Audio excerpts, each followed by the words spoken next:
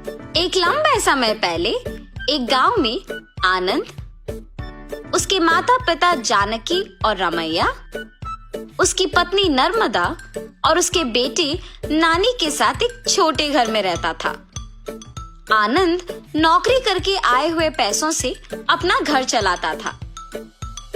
जानकी उसकी बहू नर्मदा से सारे काम करवाती थी और उसे हमेशा ताने मार मार के दुखी करती थी, मगर नर्मदा उसे कुछ ना कह के चुप बैठती थी। ऐसे कुछ साल बाद आनंद अपने नौकरी से कमाए पैसों को बचा बचा के एक बड़ा नया घर खरीदता है। आनंद के खरीदे हुए नए घर में बहुत समय से एक भूत रहती थी।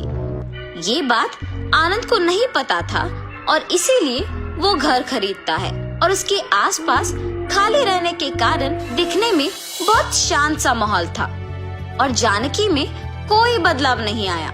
नए घर में जाने के पहले ही दिन नर्मदा की गलती के बिना ही उसे ताने मारती है। दुखी होकर नर्मदा बिना कुछ खाए और सोए अपने कमरे में जाकर रोती रहती है।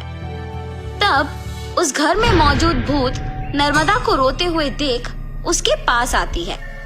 बगल में परछाई को देख नर्मदा तुरंत खड़े हो जाती है। तब वो भूत नर्मदा के सामने आके खड़े हो जाती है। उसके चेहरे पे घाव, खुले बाल देख के नर्मदा डर जाती है। बाप रे, भूत भूत!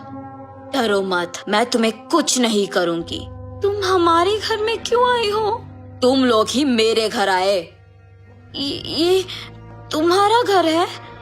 हाँ, ये मेरा घर है। इसी में मैं मर गई।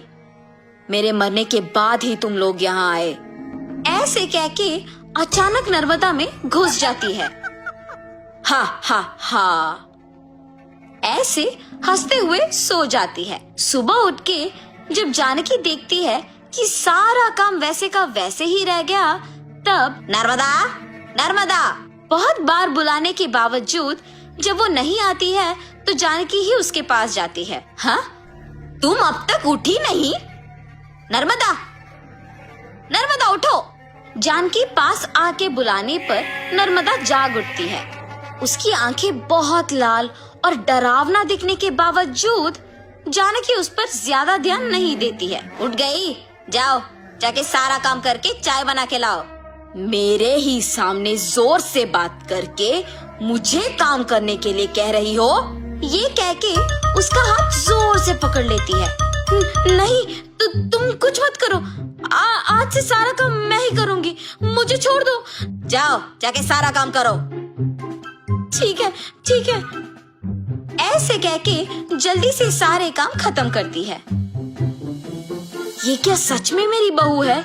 इसके मुंह से कभी एक लफ्ज भी नहीं निकला और आज ये मुझसे सारा काम करवा रही है। तुरंत ये सब मुझे अपने बेटे को बताना होगा।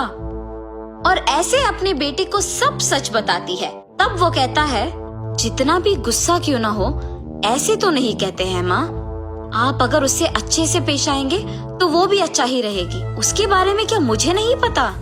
उसके बेटे का ऐसे बात करने पर जानकी कुछ नहीं कहती है और अपनी बहू से डरने के कारण वो सारे काम खुद ही करती है। नर्मदा, नए घर खरीदने की खुशी में मैं अपने कुछ दोस्तों को घर बुला रहा हूँ। सारी चीजों का तुम्हें ही ध्यान रखना होगा। ऐसे बोल के चला जाता है। नर्मदा कुछ बात किए बिना खड़े रहती है। उसके बगल में खड़े जानकी के पास जाके वो कहती है, तुम्हारे बेटे की बातें सुनी है ना तुमने? सारी तैयारी तुम्हें ही करना होगा। ऐसे जोर से कहती है। अगले दिन आनंद दोपहर को अपने दोस्तों को घर ले आता है। नर्मदा, तुमने सारी तैयारी कर ली ना? हाँ जी। और ऐसे सबको खाना परोसती है और सभी हंसते हुए बातें करते रहते हैं। सभी व्यंजन स्वादिष्ट है भाभी जी। हाँ, मेरी पत्नी के हाथों में जादू है। आनंद, तुम्हारा घर भी बहुत खूबसूरत है यार। चारों ओर खाली और शांत है। इस घर को देखते ही पसंद आ गया मुझे, इसीलिए इसे बचाए हुए सारे पैसों से खरीदा हूँ। अब इस घर का मालिक मैं हूँ। ऐसे आनंद कहता है। ये सुनते ही नर्मदा तुरंत भूत बनके अजीब आवाजें बनाती है। उसका सिर नीचे झुका रहता है और अजीब आवाजें आने के कारण सभी उसी को देखते हैं। नर्मदा, क्या हुआ तुम्हें?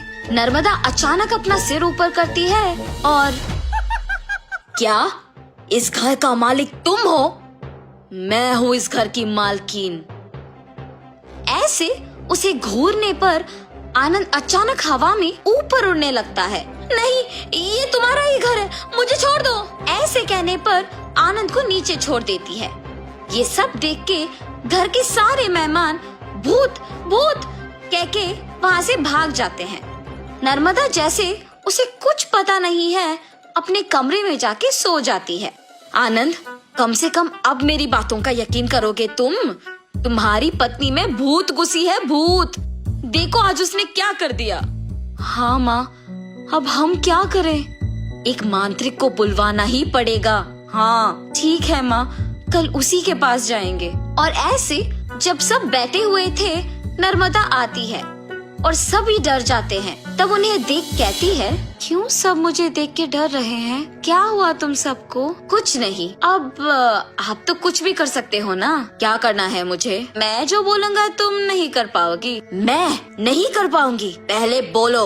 अच्छा, क्या तुम इस बोतल के अंदर घुस के वापस बाहर आ सकती हो? इतना ही, और मैं ये नहीं कर पाऊंगी? देखो। ऐसे बिना कुछ सोचे समझे नर्मदा में घुसी आत्मा अचानक उस बोतल में घुस जाती है और तुरंत जानकी उस बोतल का ढक्कन बंद कर देती है। हाँ, भूत को मैंने इस बोतल के अंदर बंद किया है। अब इसे गांव के अंत में फेंक के आना होगा। और ऐसे उस बोतल को गांव के एकदम अंत में फेंक के आ जाती है। तब से जानकी अपनी गलती सुधार के अपनी बहू को ताने मारना बंद कर देती है। भूत के चले जाने पर सभी उनके नए घर में खुशी से जीते हैं।